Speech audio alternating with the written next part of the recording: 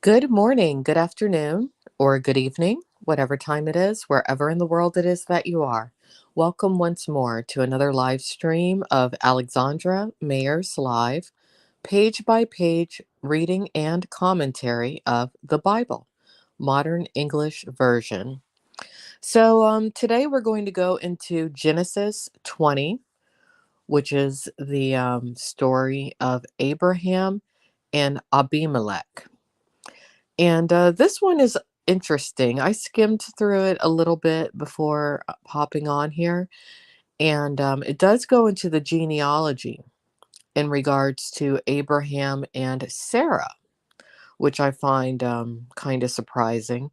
Yesterday's live stream of Genesis 19 and Genesis 18 actually kind of left me with a weird feeling regarding Abraham's nephew Lot and the situation with his daughters. Um, that is something that I do want to go into a little bit more in the future, possibly immediately after I do the audio listening party for the Book of Enoch, because without a doubt, I take issue with incest. Okay. I think a lot of Christians do. And I understand that times were different in biblical times. There were less people, people's genetics may have been better to where you didn't have the defects that come along with incest. I mean, a lot of people don't think about it this way, but one of the primary reasons as to why incest is not only frowned upon but not encouraged has to do with genetic defects that can occur within the offspring. But I really just feel like there's a level of abuse that is intertwined with the element of incest, especially today. And that is not something that I in any way, shape, or form condone.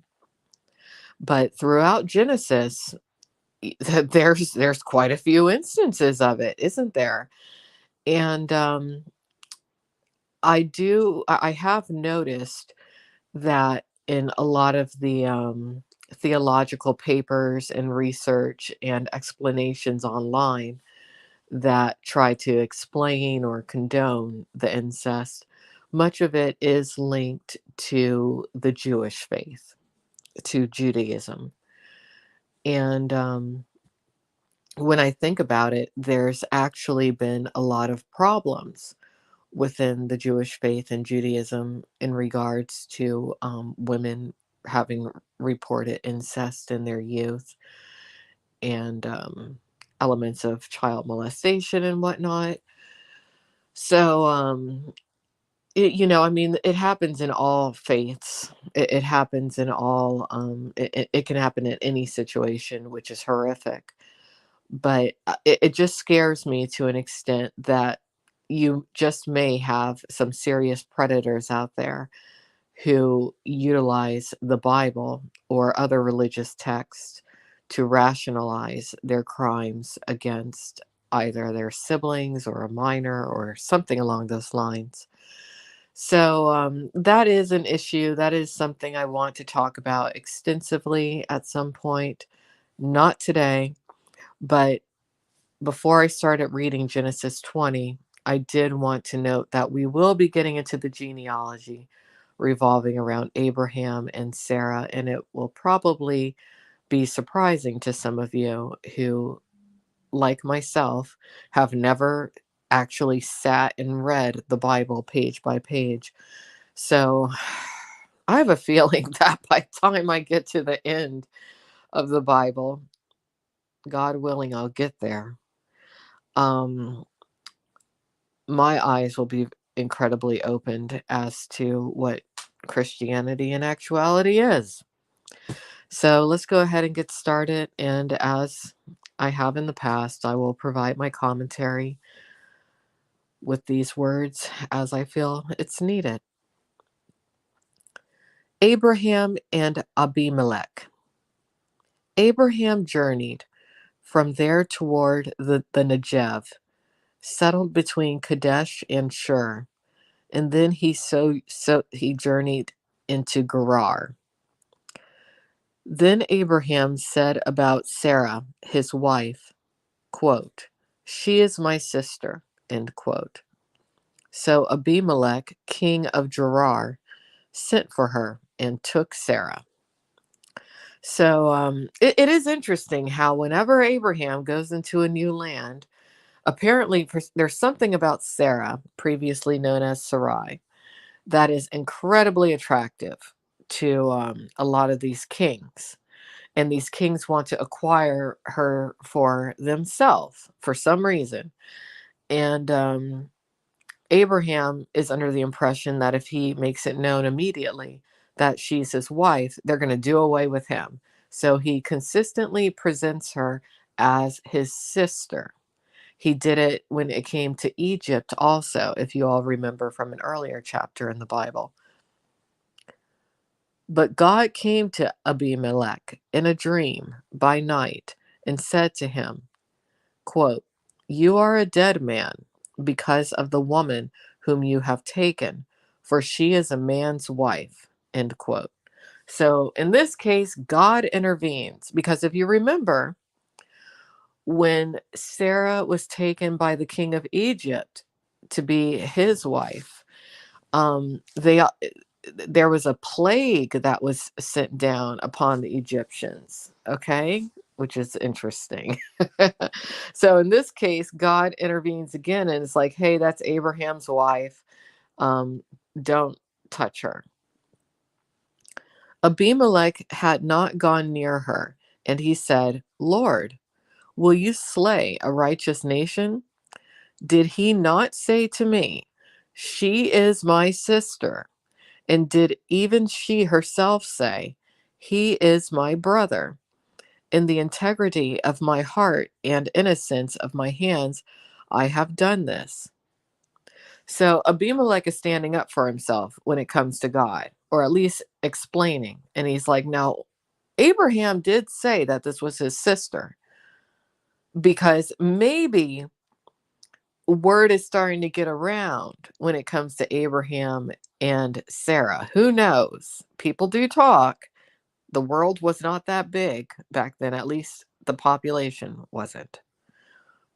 And God said to him in a dream, "Yes, I know that you did this in the integrity of your heart, for I also kept you from sinning against me. Therefore, I did not let you touch her. Therefore, return the man's wife, for he is a prophet, and he will pray for you. Moreover, you will live. However, if you do not return her, know that you will surely die, you and all who are yours." So God does speak to Abimelech, and it's like, you're right. You didn't do anything. You didn't.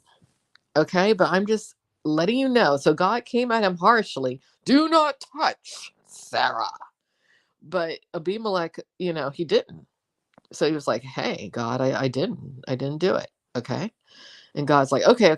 Just return her. So it does kind of, you do kind of get the vibe that Abraham and Sarah have been pulling this act in other places. So somehow Abimelech knew, or maybe he didn't know. I don't know, but I'm just reading into this a little bit. So Abimelech rose early in the morning and called all his servants and told them all these things. And the men were very afraid. Then Abimelech called Abraham and said to him, "What have you done to us? How have I offended you, that you would bring on me and my kingdom a great sin? You have done things to me that should not have been done." Mm. Then Abimelech said to Abraham, "What were you thinking that you did this thing?"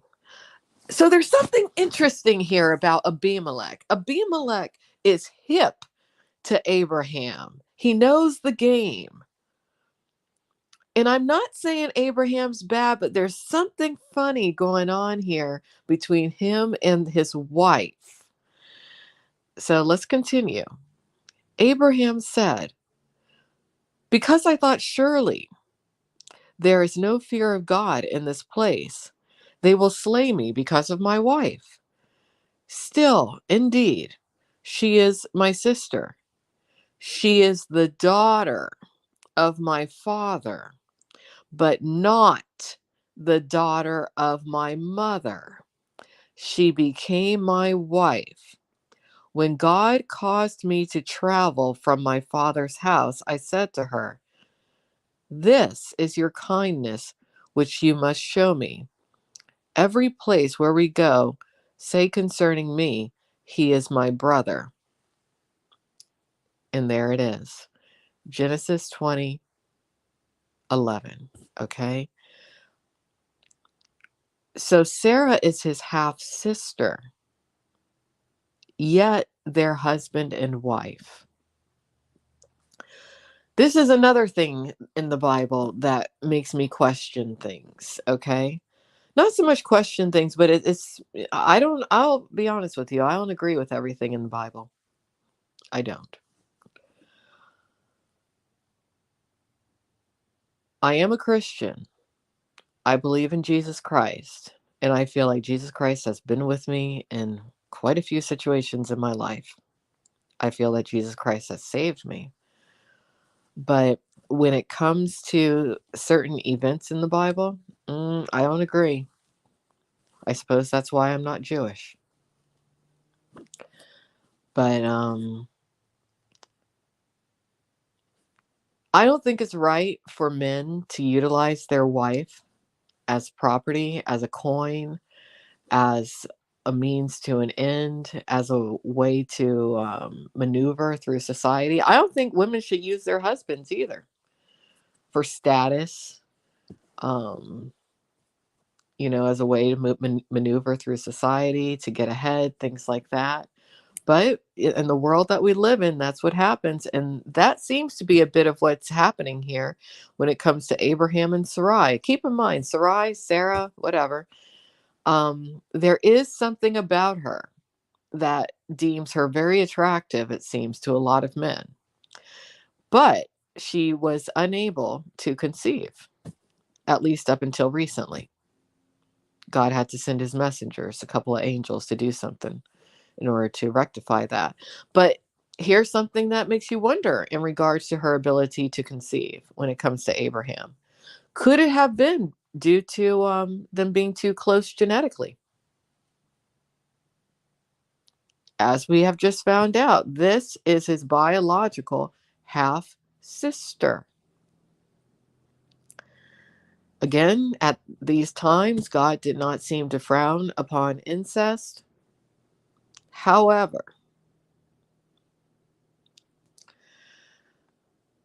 it does seem strange. There were other people at that time when Abraham left his father's house. So, anyway, let's continue. Then Abimelek took sheep, oxen, and male and female servants and gave them to Abraham and returned his wife Sarah to him. So, in other words, he kind of felt like, y- you know, maybe I owe you something for God not having killed me, but and God did let me know that somehow you're favored and you're considered a prophet. So here are some things, but you know, take your wife back. Abimelech said, "My land is before you. Settle wherever it pleases you." So to Sarah, he said, "I have given your brother 1,000 shekels of silver. It is a sign of your innocence in the eyes of all who are with you, and before everyone you are vindicated." So in other words, he did a payoff. He was like, "Look, I don't want anyone saying that I was with this woman. So here's some shekels. Here's some money. All right.